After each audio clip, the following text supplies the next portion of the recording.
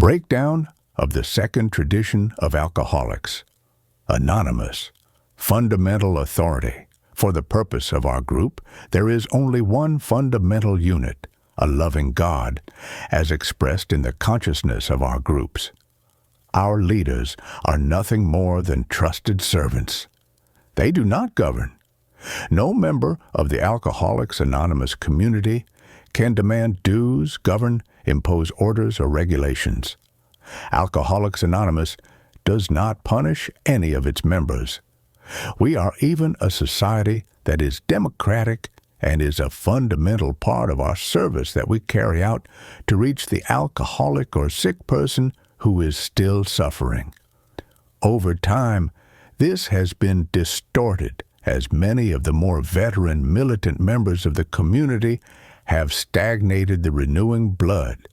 For instead of validating the right of participation of the group members, they persuade, manipulate the consciousness of the group so that their personal desires are carried out. On the other hand, sometimes the responsible parties for this situation are not the ill-intentioned members, but the very group consciousness that does not want to take responsibility and falls into a comfort zone of ignorance and indolence, where they prefer this to happen to evade their responsibilities. However, this tradition will give us the tools to maintain a healthy coexistence within the group, for the fundamental authority that exists in our community is God manifested in a group consciousness. Many times, the people who arrive for the first time at Alcoholics Anonymous are surprised and think that such freedom can turn into license. Then they begin to observe us with speculative eyes, learn something of the history of Alcoholics Anonymous, and soon have the concrete facts. A clear example that this tradition provides us, based on what is mentioned, is the following. Let's suppose that a person moves to a country where there is no Alcoholics Anonymous group. Now, just consider the possibility that perhaps they cannot stay sober, not even alive, if they do not transmit to other alcoholics or other people suffering from the emotional disease what was so selflessly given to them. They feel a spiritual and ethical urgency because there may be hundreds of people within their reach who are suffering from the disease. Furthermore, they miss their home group. They need other sick people as much as they need them. That country where Alcoholics Anonymous was not known now has a group, and they are the founder.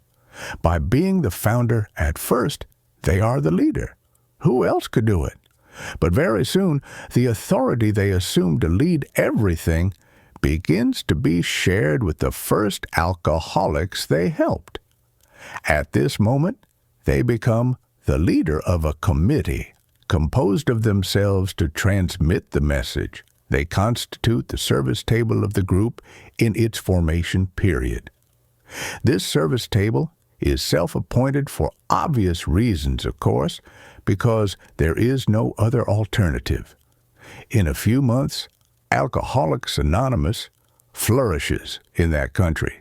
The founder and their friends pass the message, rent a place, make the necessary arrangements with the hospitals, and ask their wives to prepare leaders and leaders of coffee.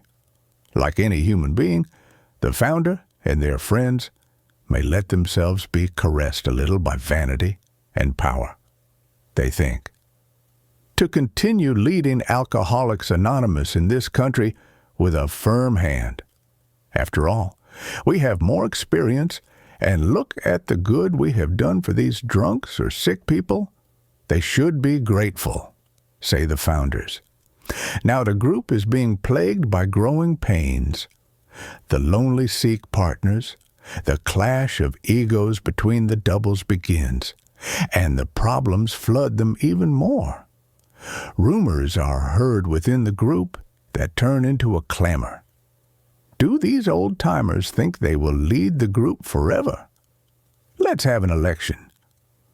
The founder and his friends feel hurt and depressed, going from crisis to crisis and from member to member begging. But this is of no use. The revolution has begun. The group's consciousness is about to take the reins, and elections are held. If the founder and his friends have been good servants, they may, to their great surprise, be re-elected for a period of time. But if they have opposed the growing wave of democracy too much, they may be abruptly deposed. The group now has a rotating committee with strictly limited authority.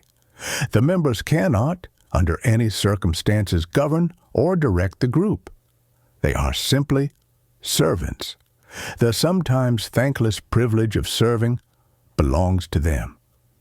Presided over by a coordinator who takes care of public relations and makes preparations for holding meetings. The treasurer, who must account to the group, collects the money that is contributed, pays the rent and other expenses, and presents a report regularly at the group meetings. The secretary ensures that the literature is displayed and sends out notices to announce the meetings. These are the simple services that allow the group to function. The committee does not give spiritual advice, does not judge anyone's behavior, and does not give orders. If they try to do so, they can be eliminated in the next elections, and thus they make the late discovery that they are actually servants and not senators in Alcoholics Anonymous. If there are leaders who are dressed in authority and responsibility, they will guide us by example and not by mandate or orders. There is no service more important than another. That is, a role as an RPG is not more important than that of a coffee maker, nor is the service of coordinator or secretary more important than that of coffee. It is simply that there are services that may entail a bit more responsibility on the part of the servants. Let us remember that there are no first or second-class alcoholics. We are all equal. Over time, the more veteran members or those with certain years and knowledge end up dividing into two known classes of people in AA as elder statesmen or old bleeding hearts. The elder statesman is the one who sees how wise the group's decision is. He is a calm individual who feels no resentment at being reduced to the least important position, whose judgment, matured by long experience, is balanced and is willing to stay on the sidelines, patiently waiting for the development of events. His are the calm opinions, the secure knowledge, and the humble examples that resolve the crises experienced in the group. The resentful or bleeding old man is the one who is so firmly convinced that the group cannot function without him, that he constantly intrigues to be re-elected and continues consumed by self-pity. Many of these bleeding old men end up getting drunk when they see themselves consumed by resentment and way of thinking. Let us remember that we must care for and look after the people who are about to join Alcoholics Anonymous. Another clear example is when Bill W. is made the proposal to be a therapist without a diploma by his friend Charlie, who makes the proposal that he professionalizes the message of Alcoholics Anonymous, since at that moment Bill W. was experiencing economic problems, and this was a great opportunity that he could hardly dismiss. Upon arriving, Bill bent to his group. They mentioned to the companions almost timidly. One of the members of the group began to speak. "We know how bad you are with money, Bill. It worries us a lot. Many times we have asked ourselves what we could do to remedy it. But I think he expressed the opinion of everyone when he said that what you propose now worries us much more." As my friend spoke, his voice was gaining a more confident tone. "Do you not realize that you will never be able to become a professional, no matter how generous you have been with us? Clouds that we cannot link what we have with a hospital or with any other type of institution. You tell us that Charlie's proposal is ethical. Of course it is ethical. But what we have will not work based solely on ethics. It has to be something better. Of course, Charlie's idea is good, but not good enough. This is a matter of life or death, Bill, and nothing less than the best will serve." My friends looked at me defiantly while their companion continued speaking. "Bill, have you not often told us in this very room that sometimes the good is the enemy of the best?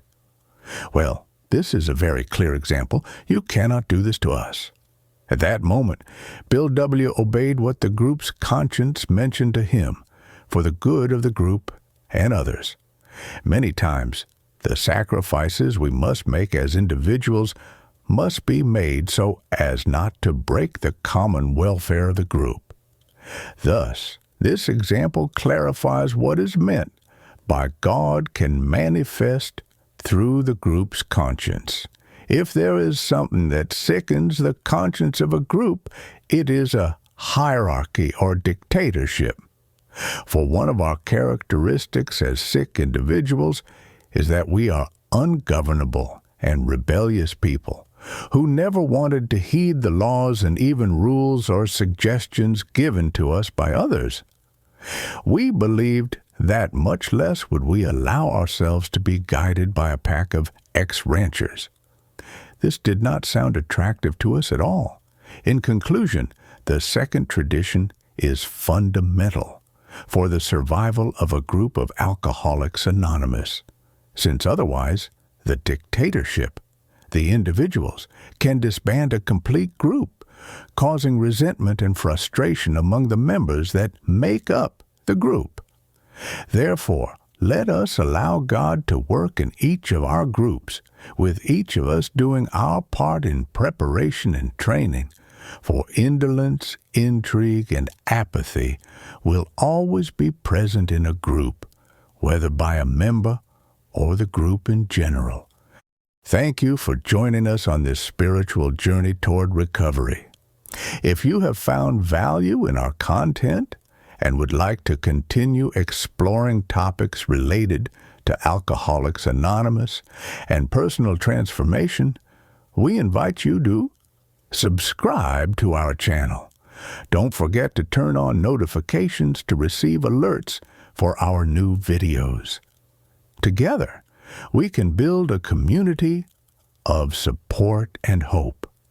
Until next time, and take care.